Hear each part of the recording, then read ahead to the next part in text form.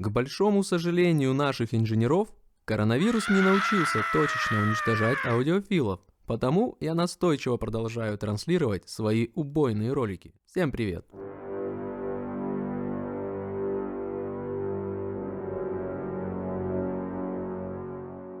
И несмотря на введенные ограничения, в мои аудиофильские ручонки прямиком из города Москве попали такие два расчудеснейших, будь я проклят, аппарата. Denon DC, да к черту эти забугорные буковки, ляпну по-нашему. DCD 1500 AE, но это типа плеер. И Denon PMA 1510 AE, это УСь.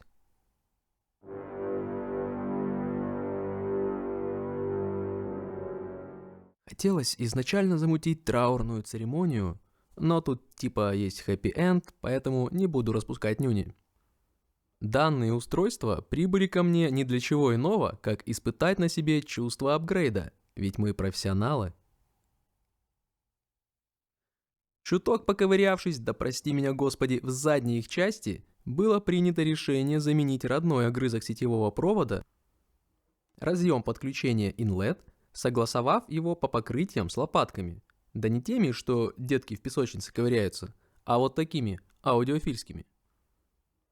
Напомню для любителей и ценителей инженерного искусства, а именно заводского состояния подобных устройств, что цель такого мероприятия невероятно проста и банальна – компенсировать издержки удешевления от топовой модели к бюджетной. А система питания – одна из ключевых строчек в ценообразовании любой модели. Вот и получается, что за счет удешевления звучание таких аппаратов плавно окутывается искажениями и обедненными тембрами. Стоит отметить, что делая апгрейд, я ни в коем случае не меняю концепцию звучания, я подбираю замену таким образом, чтобы только избавиться от электрических искажений, а не тупо стремлюсь раздуть бас, чтобы удивить клиента, хотя... Ой, чё ты врешь? В родном исполнении, например, разъем питания не безгрешен. Ножи явно неустойчиво держатся на ногах, а это вибрации и смазанный тон, искажения. Плюс никто из нас не имеет представления, какое же покрытие на них. Как я говорил ранее, диэлектрик играет львиную долю в работе провода, но, к моему удивлению, с завода шел не самый худший вариант. Но коннекторы, можно сказать, никакие. В итоге, на замену индивидуально подобран другой провод в хорошей изоляции и оконечен крутыми позолоченными лопатками Furutec на плеере и родиевыми от Аяды на усе. На всякий случай поясню, это подобрано к конкретному случаю, конкретным сетевым проводам, розеткам и конкретному разъему. Все надо слушать. Что же еще было не так в данных устройствах? Разрушенный ритм, музыка куда-то бежала, забывая про паузы и артикуляцию, а также нераскрытые тембра за счет присутствующих искажений. Кстати, если есть желающие приобрести усилитель из этого ролика, хочу вас обрадовать. Клиент решил пойти по принципу «Ни в чем себе не отказывай, чувак!» и приобрести у нас Denon S1. А так как в заводском состоянии 1510 никакой, было принято решение сделать апгрейд во имя спасения ушей будущего владельца. Так что можете написать мне в личку при желании приобрести его или выслать свой комплект на подобный апгрейд.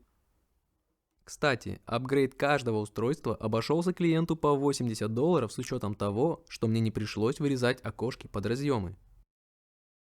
Далее предлагаю вам ознакомиться с примерами звучания до и после апгрейда.